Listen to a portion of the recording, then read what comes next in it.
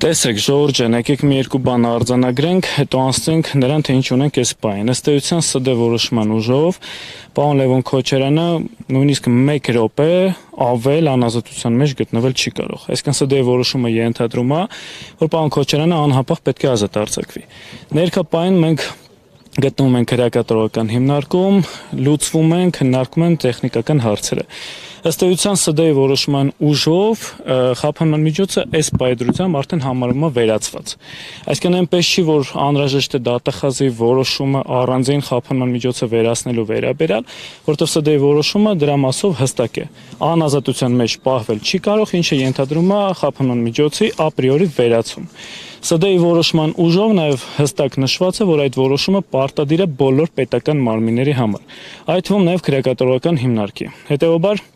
զուտ ֆորմալ իրավաբանական իմաստով այս հարցին մոտենալ պետք չի։ Սպասել դատախազի որոշում, որպեսզի այդ դատախազի որոշման հիման վրա նոր Լևոն Քոչարյանը ազատ արձակվի։ Հետևաբար քրեակատարողական հիմնարկը պետք է նաև որպես այլ պետական մարմին, որը եւս պետք է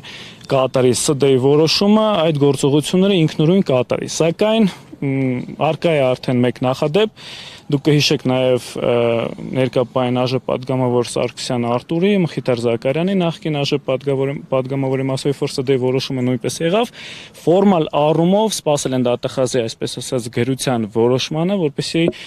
զուտ ձևական տեսանկյունից ընթացակարգը պահպանվի եւ նրանք ազատ արձակվեն։ Սա նույն տրամաբանությամբ է գնում այս հանգամանքը, հետեւաբար մենք ստիպված ենք, չնայած որ դա իրավաչափ չի, բայց ստիպված ենք ներկա պահին սպասել դատախազի գրությանը, դատախազի որոշմանը, խափանման միջոցի վերացման վերաբերյալ իգիտություն հայտնելու տեղեկատվության տեսանկյունից քրեակատարողական հիմնարկի, որպեսզի Լևոն Քոչարյանը դուրս գա։ Պետք է լինեմ ձեր հետ ազնիվ, ես դժվար եմ պատկերացնում, թե ինչպես այդ որոշումը կամ այդ գրությունը կազմվում արդեն մոտավորապես 2 ժամից ավել, որտեվ երբ որ պարոն Քոչարյանը մանդատը ստացավ, ըստ էության պարոն Արամ Վարդևանյանը ներկա եղել նիստին եւ համապատասխան վկայականը տրվել է, եթե չեմ սխալվում, պարոն Վարդևանյանը համապատասխան այդ մանդատի վերաբերյալ փաստաթուղթը, ինչպես նաև խափանման միջոցը վերացնելու վերաբերյալ միջնորդությունը գլխավոր դատախազությունը էլեկտրոնային կարգով միջնորդությունը ուղարկել է 16:45, եթե չեմ սխալվում։ Այսինքն կարող ենք արձանագրել, որ ըստ էության արդեն անցել է 2 ժամ, կրկնում եմ, դժվար եմ պատկերացնում, թե ինչպես կարելի է որոշումը 2 ժամ կազմել։ Չեն պատրաստվում ուղարկել։ Սենց պատասխանեմ, իրանք չեն կարող դա չանել։ Կան գծեր, ներողություն եմ խնդրում, կան գծեր, որ պարզապես չի կարելի անցնել, ոչ միայն չի կարելի, նաև չեն էլ կարող անցնել։ Տվյալ պարագայում իրանք այդ որոշումը, այդ գրությունը չեն կարող չկազմել, չեն կարող չուղարկել։ Հետևաբար այստեղ ինչ-որ ֆորմալ առումով ձգձգումներ է գնում։ Ինչ տեղի կունենա հակառակ դեպքում։ Ինչ առումով։ Եթե չուղարկի։ Սա պարզապես լիազորությունների չարաշահում կարա դիտվի, ըստ էության հետևանքն է կա, մարդը գտնվում է անազատության մեջ, սակայն պետք է գտնվի ազատության մեջ։ Հետևանքը ակնառու, հետևաբար այստեղ միանշանակ բոլորը պատասխանատվության ենթակա են լիազորությունների չարաշահման տեսանկյունից։ Հետևաբար ես բացառում եմ նման իրավիճակ, ուղղակի ներկա պահին ունենք որոշակի ֆորմալ առումով ինչ-որ ձգձգումներ, ինչը մեղմ ասած արժանի մոտեցում չեմ համարում։ Մոտ մի 20 րոպեից աշխատանքային օրը ավարտվում է։ Դա պայմանավորված է դատախազության աշխատանքային գրաֆիկով։ Այսինքն ձեր ասածը այնպես ընկալեմ, որ եթե աշխատանքային ժամը ավարտվել է, չեն կարող։ Լևոն Քոչարյանը ներկա պահին անօրինական գտնվում է անազատության մեջ։ Ճիշտ է, մինչ այդ էլ է միշտ գտնվել անօրինական ազատության մեջ, բայց եթե սույն հարցին նայենք այս խնդրո առարկա տեսանկյունից, ապա աշխատանքային ժամով պայմանավորված որևէ խոչընդոտ պարզապես չի կարող լինել։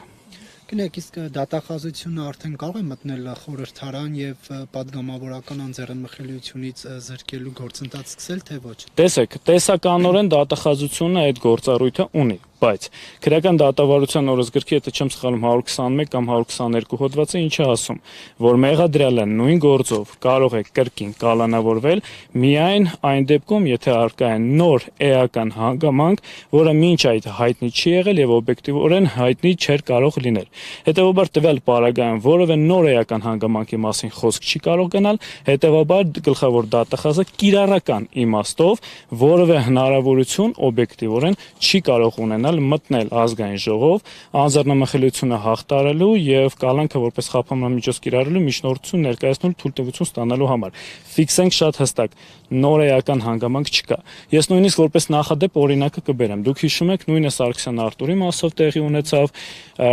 Արմեն Չարչյանի մասով տեղի ունեցավ եւ Մխիթար Զաքարյանի։ Այն դեպքում, երբ որ վերջիններս ՍԴ որոշման ուժով, իրավունքի ուժով ազատ արձակվեցին, գլխավոր դատախազ այդ ժամանակ Արտուր Դավթյանը նոր միջնորդությամբ ազգային ժողով մտնելու եւ անձեռնամխելիությունը հաղթարելու վերաբերյալ պահանջով չմտավ, քանի որ չուներ նոր էական հանգամանք։ Սա նույն տիպիկ իրավիճակն է։ Տվյալ պարագայում ոչ մի նոր էական հանգամանք չկա,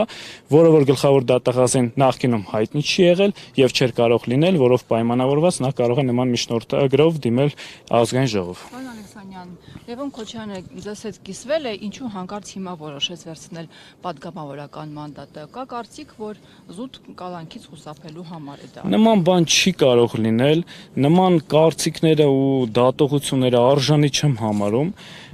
Պարզապես այնպես է ստացվել, որ ըստ հերթականությամբ Լևոն Քոչարյանը հասել է հերթը Լևոն Քոչարյանին եւ Լևոն Քոչարյանը նաեւ ժամանակին լինելով նախընտրական ցուցակում պատրաստական լինելով նաեւ այդ կերպ ծառայել հասարակությանը եւ իր ժողովրդին, հետեւաբար վերջինիս տրամաբանությունը այդ մասով որևէ կերպ չի փոխվել։ Ճիշտ է, բազմաթիվ այլ քաղաքական գործիչներ հրաժարվելով մանդատից չի նշանակում, որ իրենք են հրաժարվել այդ առաքելությունից ծառայել հասարակությանը, սակայն այդ պայքարը վերջիններս, եթե չեմ սխալվում, նաեւ իրենց հայտարարությամբ նշել են, որ տեսնում են նաև այլ հարթակներում, այլ ֆորմատով։ Պարոն Քոչարյանը ոչ միայն այդ հարթակում, նաև այս հարթակում է տեսնում իր առաքելության կատարումը, հետևաբար այստեղ խոսել, որ մանդատը վերցվում է զուտ նրա համար, որպեսզի ազատության իրավունքը, այսպես ասած, նվաճել, կարծում եմ արժանի չի։